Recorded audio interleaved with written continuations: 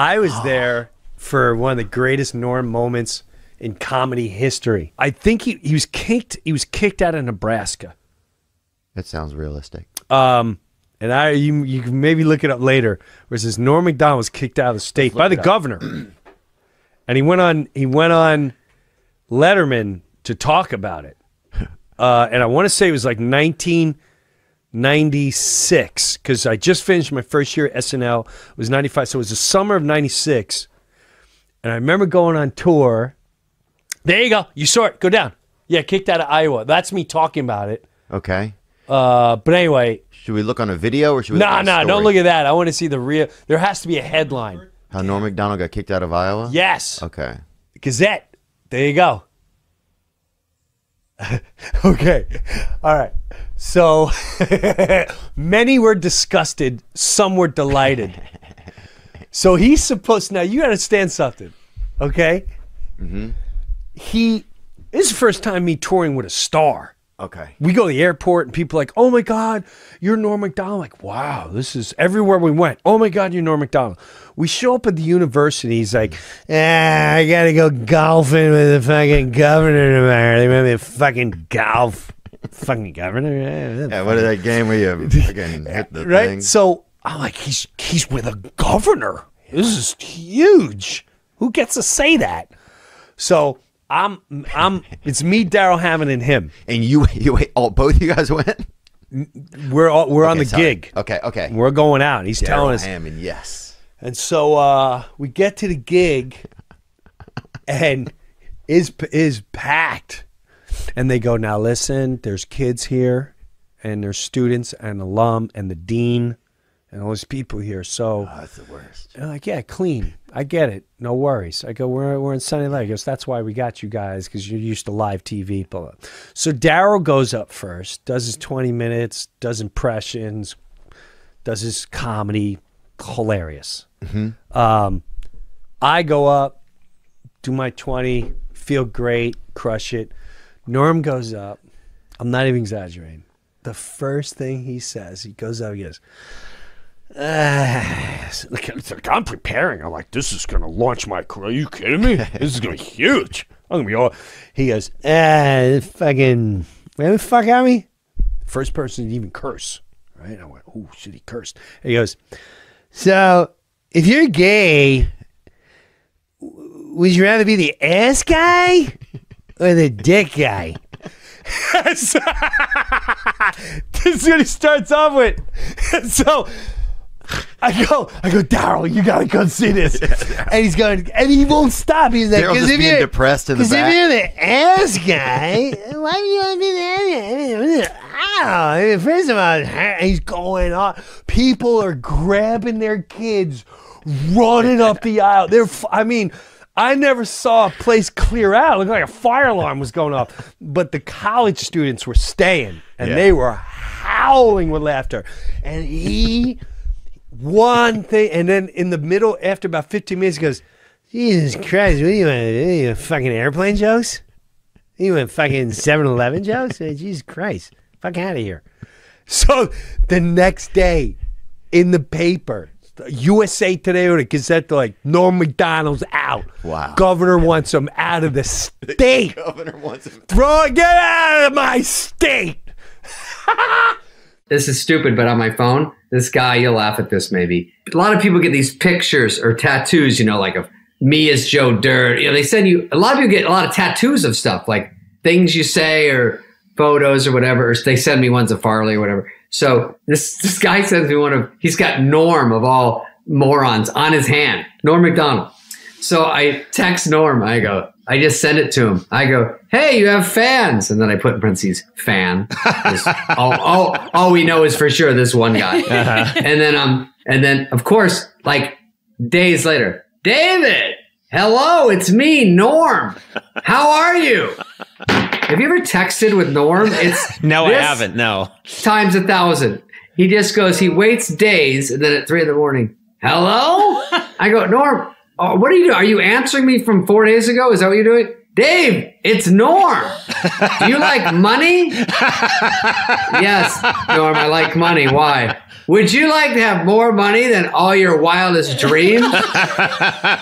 Yes, I would.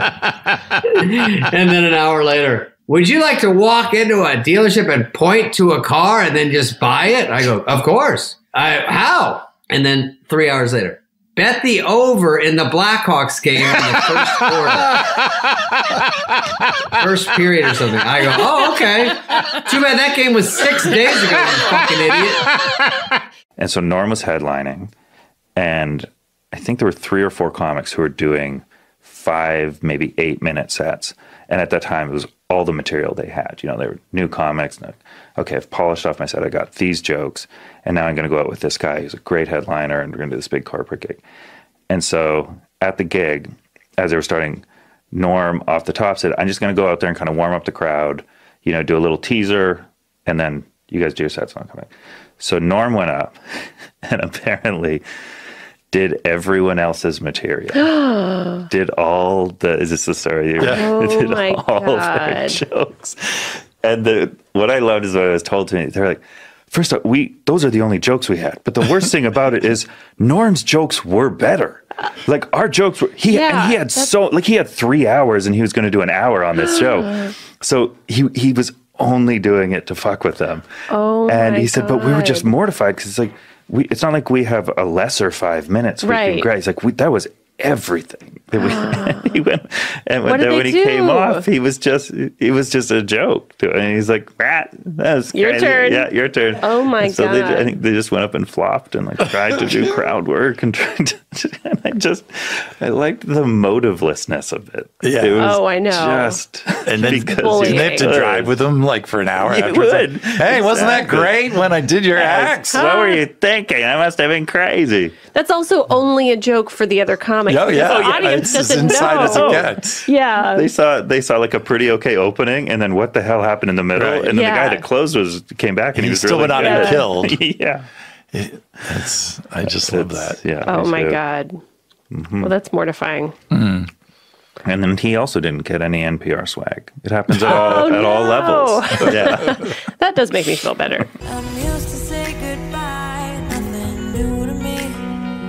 Baby, I'm trying to survive, and I know that you believe in a world with happy endings. So tired of pretending that One time I had to open up for him this was at a casino. We were doing like a casino gig in Shawnee, Oklahoma.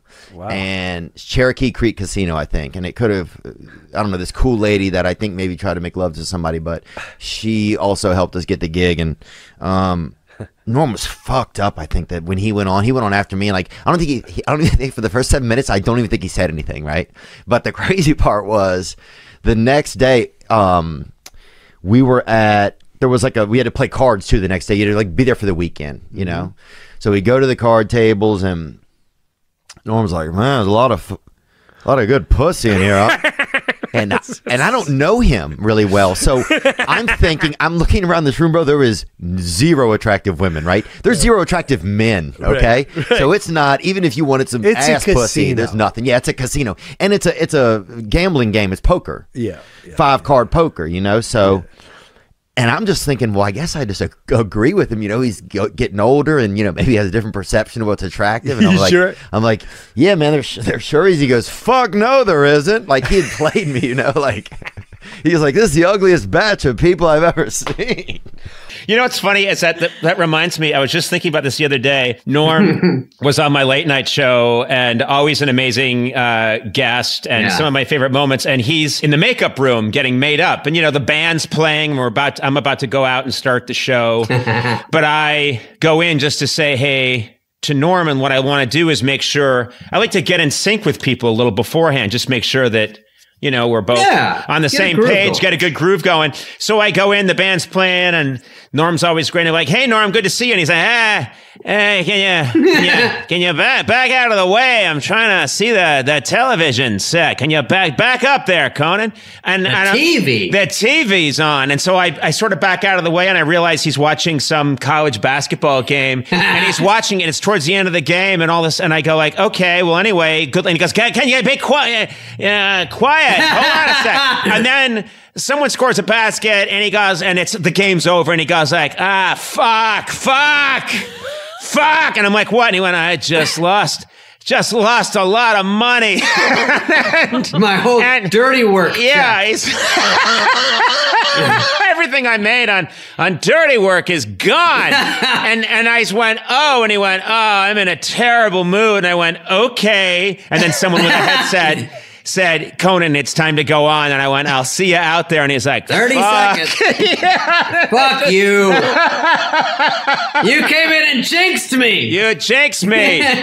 There's no one better to talk to about show business than Norm because he's brutally honest about it. Like, I'll try to tell the story quick. Go ahead. When Norm had his last sitcom on Fox, right, he invited me to go to the upfronts with him. You know, that big thing where they introduce the shows to the advertisers? Yeah. So the head of Fox, this guy, Sandy Grushow, right out of Beverly Hills High, like permanent tan, permanent fake smile on his face. Right. The head of Fox goes up to Norm, and it's Norm and Jason Bateman, whose show had premiered, and all these Fox people. Goes up to Norm and says, right in front of me and a bunch of people, goes, Norm, I want to let you know that your show is the highest tested show we've had in Fox history. And Norm goes, wow, man, thanks. That's unbelievable. Wow. And then Grushow leaves and goes to talk to Jason Bateman. So this other executive at Fox, this woman Tracy something, comes over and goes, where's Sandy? He was just here. And Norm goes, he's over there telling Bateman that his show is the highest tested show in the history of Fox. another great quick Norm story. Great quick Norm story. Kid, Artie. Well, Jim will appreciate it. They do a big Rolling Stone article about the Kansas City. That was a great one, man. Wait, what did you do? They do a big Rolling Stone article about the cast. I got a good one. So the cast of Saturday Night Live. Right, yeah. And it's everybody kissing each other's ass. So they asked Norm about Chris Kattan. And it's after pages of, I've never seen someone do better character work. Norm's quote is, he seems gay to me. He goes, I've never met a guy who said he wasn't gay. He seems so gay. But I guess he says he's not gay, so whatever.